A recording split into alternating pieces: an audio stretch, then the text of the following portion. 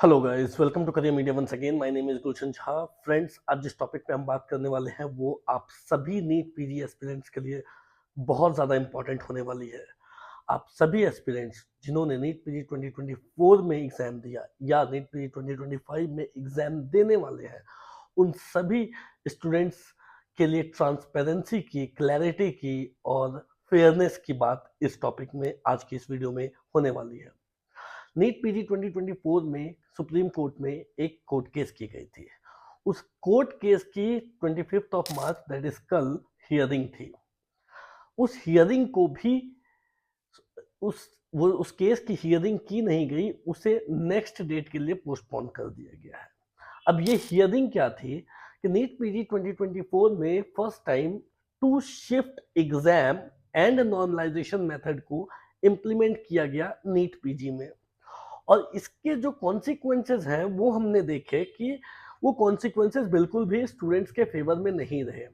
बिल्कुल गवर्नमेंट ने अपने तौर पे अपने तरीके से टू शिफ्ट एग्जाम को इम्प्लीमेंट किया फर्स्ट टाइम, बट उसके बाद हमने देखा कि बहुत सारे स्टूडेंट्स थे जिनको जब रिजल्ट आई तो रिजल्ट में स्टूडेंट्स के जो रैंक आनी चाहिए थी, जो मार्क्स आने चाहिए थे, जो रैंक वो एक्सपेक्ट कर रहे थे, उनसे जो रियलिटी थी वो बहुत ज़्यादा दूर थी, वो बहुत ज़्यादा अलग थी। इस वजह से नीट पीजी 2024 के सितंबर में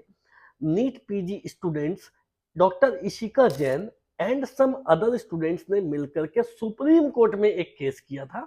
जिसमें बेसिक मुद्दा ये रखा गया था कि नीट पीजी की जो एग्जाम को टू शिफ्ट में ली गई है, वो टू शिफ्ट में एग्जाम को एक तो लास्ट मोमेंट पे आकर के इंप्लीमेंट किया गया, नॉर्मलाइजेशन मोमेंट को बिल्कुल लास्ट, नॉर्मलाइजेशन प्रोसेस को, मेथड को बिल्कुल लास्ट मोमेंट पे इंप्लीमेंट किया गया। और उसके बाद भी अगर आपने इंप्लीमेंट किया तो एग्जाम में फेयरनेस और ट्रांसपेरेंसी मेंटेन नहीं की गई, विच मीन्स कि जब एग्जाम के बाद स्टूडेंट्स के रिजल्ट आए तो रिजल्ट में एक तो स्टूडेंट्स का इंडिविजुअल स्कोर नहीं दिया गया था और दूसरी बात है कि स्टूडेंट्स के आंसर की रिलीज नहीं की गई थी। तो सिंपल सी बात है कि अगर स्टूडेंट के आंसर की को रिलीज नहीं किया जाएगा तो स्टूडेंट ये कैसे पता लगा पाएंगे कि उनके कौन कौन से क्वेश्चन सही हुए, कौन कौन से क्वेश्चन गलत किए गए हैं, और उनकी जो मार्क्स दी गई है, उनके जो परसेंटाइल बने हैं, उनकी जो रैंकिंग बनी है, वो जस्टिफाइड है या नहीं है। जस्टिफिकेशन कि उनके मार्क्स, उनके पेपर को सही तरीके से इवेल्युएशन किया गया, ये इसी बात पे डिपेंड करती है कि नीट पीजी 2024 में जो मार्क्स हैं वो इंडिविजुअल स्कोर कितने आए हैं, और क्वेश्चन पेपर आंसर, जो आंसर की है उस आंसर की में कौन कौन से क्वेश्चन सही बताए गए हैं और कौन कौन से क्वेश्चन गलत बताए गए हैं। इसी पर सुप्रीम कोर्ट में केस की गई थी कि एक तो आंसर की रिलीज करनी चाहिए एनबीई को, और दूसरी बात है कि जो normalisation method is not a proper method, एक प्रॉपर मेथड नहीं है, और इसे बहुत ही लास्ट मोमेंट पे इंप्लीमेंट किया गया था, which was too quick for NEET PG 2024 aspirants. अब ये जो कोर्ट केस थी, इस केस को सितंबर में लिस्ट किया गया था। फर्स्ट हियरिंग इसकी 13 सितंबर 2024 में हुई। जब फर्स्ट लिस्टिंग हुई थी तो सुप्रीम कोर्ट ने एनबीई को एक नोटिस भेजा था जिसमें उनसे उनका जवाब मांगा गया था। तब ऐसा लगा था कि बिल्कुल कोर्ट केस की जो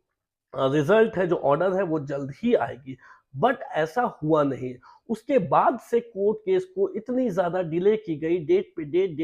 देते देते जो रीसेंट डेट पड़ी थी कोर्ट केस की, वो 25 मार्च 2025 पड़ी थी, कल का दिन। बट कल के दिन भी इस केस की लिस्टिंग थी, बट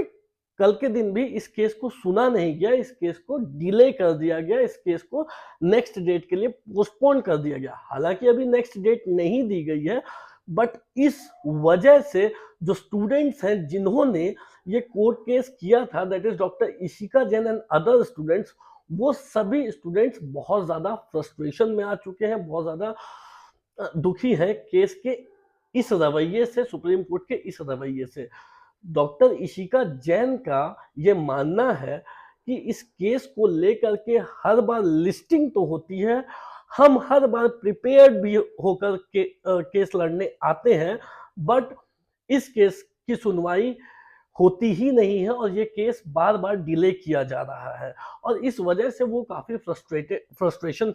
डिप्रेशन में है, काफी फ्रस्ट्रेटेड फील कर रहे हैं। यहाँ पर मैं एक बात कहना चाहूंगा, आप लोग अपनी केस को लेकर के बिल्कुल सही हो, कहीं पे भी आप गलत नहीं हो। आपकी सिंपल सी डिमांड है कि फेयरनेस होनी चाहिए और सिस्टम पर ट्रस्ट रहना चाहिए और ये ट्रस्ट जो है स्टूडेंट का सिस्टम पर से हटता जा रहा है और जो एग्जाम है वो ट्रांसपेरेंट होनी चाहिए। तो आप बिल्कुल भी गलत नहीं हो, आपका डिप्रेशन, आपका फ्रस्ट्रेशन अपनी जगह पे बिल्कुल सही है, बट अपनी मेंटल स्टेबिलिटी बना करके रखना चाहिए आपको और आपको अपने वेलबींग पर ध्यान देना चाहिए। एग्जाम जस्ट एक पार्ट है सिस्टम का और कुछ नहीं, बट इसके अलावा आपको जो है वो खुद का ध्यान रखना चाहिए। अब इसके बाद अगर हम बात करें तो क्या डिमांड की गई थी, सिंपल छोटी सी डिमांड की जा रही है स्टूडेंट की तरफ से। डिमांड में पहुंचने से पहले हम आ जाते हैं कि 2025 में अब क्या हो रहा है। नीट पीजी 2025 अगेन 2 शिफ्ट में एग्जाम कंडक्ट होने वाली है, ऐसा नोटिस के थ्रू प्लस कुछ कुछ ऑफिशियल्स के थ्रू भी कंफर्म किया गया। ऑफिशियल्स का ये मानना है कि जो 2 शिफ्ट एग्जाम है वो वर्ल्ड वाइड एक्सेप्टेड है, इस वजह से हम नीट पीजी में भी और अदर एग्जाम्स में भी इसे इंप्लीमेंट करने जा रहे हैं। हो सकता है नीट यूजी में भी नेक्स्ट ईयर से 2 शिफ्ट एग्जाम आ जाए, नॉर्मलाइजेशन को इंप्लीमेंट किया जाए। अब जब नीट पीजी 2025 की एग्जाम बिल्कुल कॉर्नर पे है, 15 जून को कंडक्ट होने वाली है, तब भी जाकर के स्टूडेंट्स का ये मानना है कि क्योंकि ये जो प्रोसेस है 2 शिफ्ट एग्जाम एंड नॉर्मलाइजेशन, ये प्रोसेस फ्लॉड है, ये क्लैरिटी प्रोवाइड नहीं करती है, ये ट्रांसपेरेंट नहीं है, इस वजह से एग्जाम को सिंगल शिफ्ट में ही लेना चाहिए जिससे कि सभी स्टूडेंट को सेम पेपर मिले, सेम क्वेश्चन पेपर मिले और एक प्लेइंग लेवल जो लेवल प्लेइंग फील्ड होती है वो सभी स्टूडेंट के लिए सेम रहे। तो ये स्टूडेंट की डिमांड है, प्लस इसके बाद से जो बेसिक डिमांड कोर्ट से स्टूडेंट की जा रही है वो ये कि कोर्ट की केस की सुनवाई जल्द से जल्द कंप्लीट की जाए, एग्जाम को ट्रांसपेरेंट रखा जाए, नॉर्मलाइजेशन एग्जाम को सिंगल शिफ्ट में कंडक्ट किया जाए, नॉर्मलाइजेशन मेथड को हटाया जाए और मोस्ट इंपॉर्टेंट स्टूडेंट्स के आंसर कीज को रिलीज किया जाए जिससे स्टूडेंट ये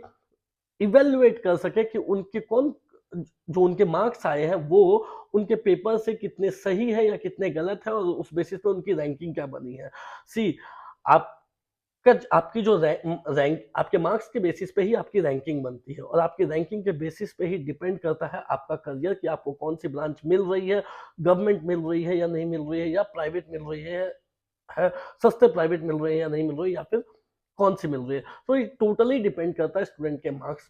पे ही उनकी रैंक बनती है और रैंक के बेसिस पे ही उनकी जो है वो करियर है। तो सिस्टम को प्लस सुप्रीम कोर्ट को प्लस एनबीईएमएस को ये समझना चाहिए कि ये जस्ट एक पेपर या पीआईएल नहीं है, ये स्टूडेंट का करियर है, ये स्टूडेंट की जिंदगी है। इस वजह से इन चीजों पर बिल्कुल कोर्ट को और एनबीएमएस को ध्यान देना चाहिए। आपको क्या लगता है, क्या इस बार नीट पीजी 2025 2 शिफ्ट में कंडक्ट होनी चाहिए, नॉर्मलाइजेशन मेथड को इंप्लीमेंट करना चाहिए, आंसर कीज जो मोस्ट इंपॉर्टेंट है वो रिलीज करनी चाहिए या नहीं करनी चाहिए, स्टूडेंट्स के रॉ स्कोर जिसे लास्ट ईयर नहीं पब्लिश किया गया था वो उसकी भी लिस्ट पब्लिश करनी चाहिए या नहीं करनी चाहिए, कमेंट के थ्रू बताएं और ज्यादा से ज्यादा लोगों को ये वीडियो शेयर भी जरूर करें जिससे कि वो स्टूडेंट भी अपने इस चीज को लेकर के अपडेटेड रहे। That's all for today, guys. Thank you so much. Have a nice day.